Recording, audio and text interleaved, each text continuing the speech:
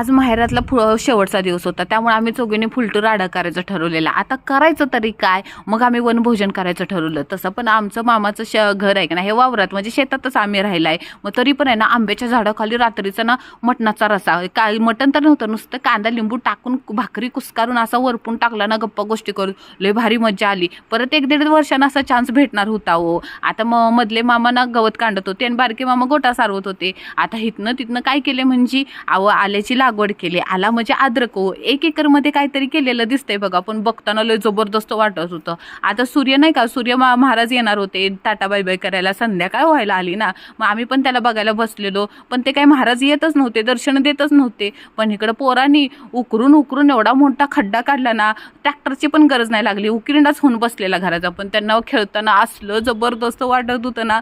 ती मला एक म्हण आठवली, लहानपण देगा देगवा, मुंगी साखरेचा रवा, चिमुकली ग